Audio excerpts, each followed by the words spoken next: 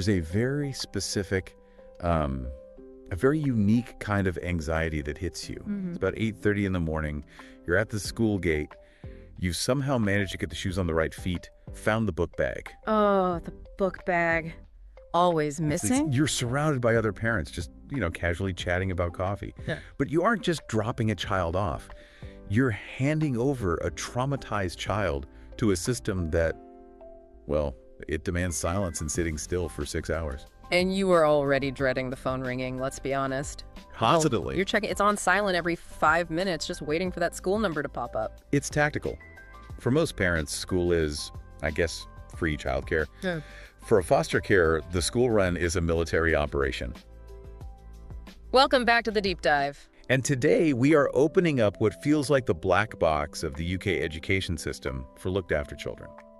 We're going to look at why it fails so often. But more importantly, how you can hack it to make it work. Right. And we should probably mention up front, if our accents didn't give it away, we are both expats here in the UK. We didn't grow up with, GCSEs or A-levels. which I actually think is an advantage. How so? Well, because we didn't have that cultural intuition, we had to read the manual. We literally had to study the legislation just to figure out what a key stage was. And honestly, the rule book for looked after children is, it's shocking in both good and bad ways. It is. I learned through trial and error, mostly error, and a lot of just asking, wait, why is he being sent home for wearing the wrong socks? But the stakes are so high, the data we pulled from that capstone foster care report, it's not pretty. No, it's a systemic failure. I mean, let's just look at the hard numbers. At key stage 2, so we're talking about the end of primary school, around age 10. Yeah. There is already a 31% achievement gap between looked after children and their peers. They're already falling behind. And it just snowballs from there. It creates a canyon, a huge one. By the time they hit age 16, so the GCSE years, only 12% of looked after children achieve the expected grades. 12%. Compare that to 52% of the general population. 12%. That means the system is failing 88% of the kids in its care. That's what keeps me up at night. But here's where we need to pivot, because the easy narrative is just, oh, these kids are damaged, they can't learn. Which is absolute rubbish. Exactly. It's biologically false. The problem isn't intelligence. The problem is that we are trying to upload algebra into a brain that is currently scanning the room for tigers. Let's unpack that. Yeah. Because I think a lot of people hear trauma and they just think of, sadness.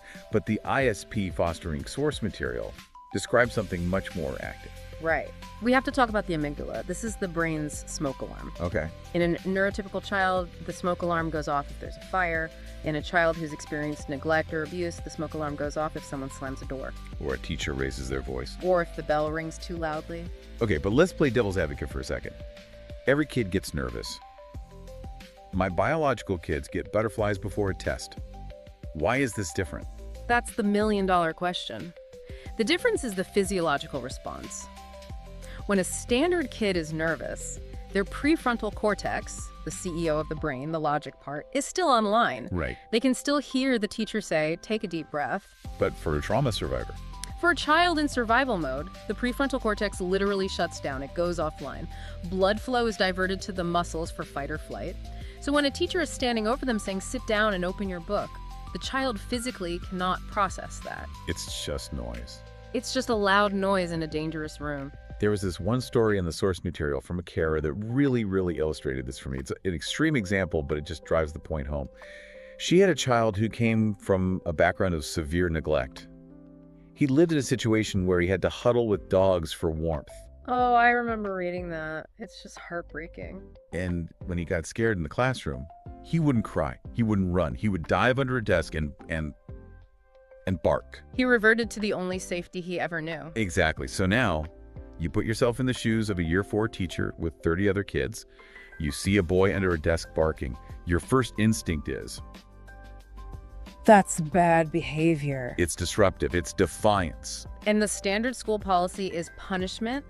Move his clip on the chart, send him to the head teacher, give him the detention. But here is the catch. You cannot punish a child into feeling safe. If you punish a trauma response, you just confirm to that child that the world is dangerous and adults can't be trusted. So if we can't punish it, how do we manage it? Because you can't have a kid barking in class every day. And this brings us to that hoodie strategy you mentioned from the ISP source. Yes, this is a classic example of advocacy. So you have a boy who wears his hoodie up, headphones in. 99% of British schools, that's a uniform violation. It's seen as rude, the ultimate sign of a teenager ignoring you. Right.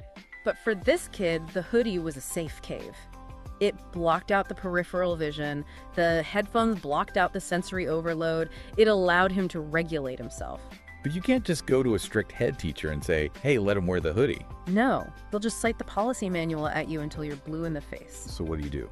And that is where you stop asking for favors and you start using the legal framework. You get it written into the PP. The PP, the personal education plan. This is your weapon. This is your tool. Okay, let's get into the tactics of this, because I think most new carers see the PP as just another parent-teacher conference, but with a social worker there. Like, how's he doing in maths? Good, okay, sign here. Exactly. If you are doing that, you are wasting the most powerful tool you have. A PP is a statutory requirement. It's a legal document. And it happens every single term. Not once a year. Every term. And it involves the social worker, the designated teacher, and you. Okay, hold on. Define designated teacher. That's not just his form tutor. No. Every single maintained school in the UK must have a specific designated teacher for looked after children. They are required to have extra training. They are the ones who are supposed to understand the neuroscience we just talked about. So, going back to the hoodie, how do you use the PPP meeting to win that battle? You sit down in that meeting and you say, my child is experiencing sensory overload, which triggers a fight or flight response. When he wears his hoodie, he is self-regulating. You state it as a fact. As a fact. Yeah. So we are writing into the PPP that he is allowed to wear his hoodie in specific situations, maybe at the back of the class or in a timeout area. And once it's in the PP, it is the plan. The school has agreed. So if a supply teacher comes in and yells at him to take it down, you have a document that says, no, this is his agreed strategy. It legalizes the coping mechanism. That is a game changer. Yeah. It really is. It moves it from, can you please be nice to him, to this is his educational provision. Precisely. And the PPP isn't just for grades. The capstone guidance was really clear on this. It tracks social and emotional progress too. So things like, if your child is sitting alone at lunch every day, that needs to be in the PP. If they're terrified of the changing rooms for PE, that goes in the PP. okay, but what happens when the school ignores it? I mean, we hear this from listeners all the time. We agree to this, but they're still giving him detention for forgetting a pencil. Right. This is where you need to know about the virtual school head. The nuclear option. It really is. The virtual school isn't a building, it's a team at the local authority. And the virtual school head is legally responsible for the educational progress of all looked after children in that authority. So they outrank the actual school head teacher. In terms of the care of that child, yes. If a school is failing your child, you don't argue with the receptionist, you call the virtual school. You say, this school is not meeting the statutory needs of this child. They hold the purse strings, and they have the authority to intervene. Speaking of purse strings, let's talk about the money. Because there's a pot of gold attached to these kids, and I feel like half the time, carers don't even know it exists. Pupil Premium Plus. The PPP. And the plus is really important. This is specifically for looked after children. The source cites it at around £1,900 per year, though that changes. That is nearly $2,000 of extra funding given to the school to remove barriers to learning for your child. Right, but here's the cynical part. I heard so many stories of schools just absorbing that money into their general pot. They buy iPads for the library or something. That is the most common battleground, and the guidance is crystal clear. It must be used for the benefit of the looked-after child. It can benefit others, incidentally, but it has to target your child's needs. So how do you audit that? You have to be annoying, politely. In the PP meeting, there is a section on Pupil Premium. Do not let them skip it. You have to ask, how exactly is this money being spent this year? And if they say, oh, we use it for general learning support. You push back. You say, my child doesn't need general support. My child needs play therapy. Or, my child needs guitar lessons to build his confidence. Hang on, you can use it for guitar lessons. Absolutely. The source material is explicit. It doesn't have to be academic tutoring. If a child has low self-esteem and joining the drama club or learning martial arts would help them feel like they belong, that is a valid educational outcome. That is huge. I wish I'd known that 3 years ago. I paid for drum lessons out of my own pocket while the school was sitting on $2,000. Use the money to build the child up. Use it for a transition mentor to meet them at the gate. Use it for a safe space club at lunch, whatever they need. Okay, let's talk about the sharp end of the wedge then. Exclusions. The statistics here are just terrifying. Looked after children are 5 times more likely to face fixed-term exclusions, suspensions. Then twice as likely to be permanently excluded. And when you think about that barking story, you can see why. Trauma looks like trouble. But an exclusion for a foster child, it's not just a day off school, is it? No, it's a re-traumatization. It confirms their deepest core belief. I am bad. People get rid of me. I don't belong. So how do we stop that slide? The ISP source mentioned restorative justice. Is that just a buzzword? It works if it's done right. The traditional model is punitive. You broke a rule, you go home. Restorative justice says, you broke a relationship, let's fix it. What does that actually look like in practice? So instead of a suspension, you have a meeting, the child, the teacher, the carer, and you discuss what happened. I flipped the desk. Okay, why? Because the noise scared me. Huh. Right. How did that make the teacher feel? Scared. Okay, so how do we fix that? It gives the child some agency. It teaches them that mistakes can be fixed rather than mistakes leading to exile. Exactly. But you have to advocate for this before an incident. Ask the school up front, do you use restorative practice? Because my child will not respond to punitive measures. And then there's the battle that happens inside your own home. Homework. Oh, the homework battle. We have all been there. The kitchen table, the tears, the screaming match over algebra. Yep. But for foster carers, the capstone guidance was, well, it was pretty radical. It basically suggested, don't do it. It sounds so counterintuitive, doesn't it? But think about that sanctuary concept. These kids spend 6 hours in high alert mode at school. When they walk through your front door, that needs to be the one place on earth where the pressure is off. And if you spend the first 2 hours fighting about worksheets, you're destroying the sanctuary.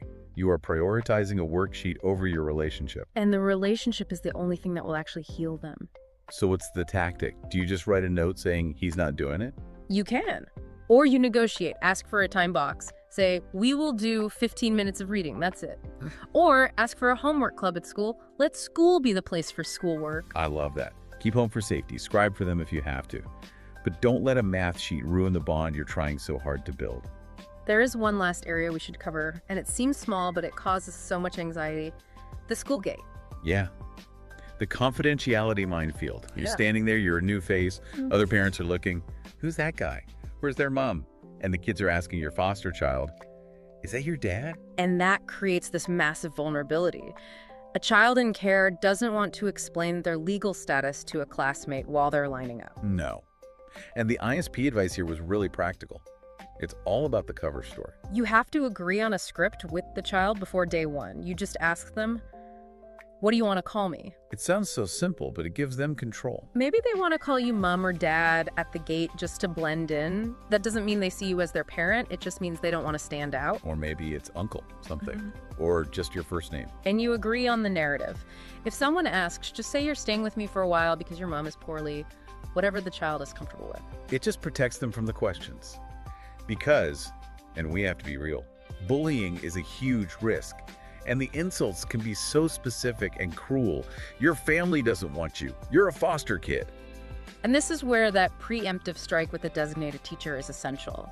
You have to tell the school, these are the potential triggers. If bullying happens, I need to know immediately. You are the buffer. You're the shield between the harsh world and this vulnerable kid. And that really summarizes the whole role, doesn't it? It does. We've covered a lot of ground here. Neuroscience, PEPs, money law.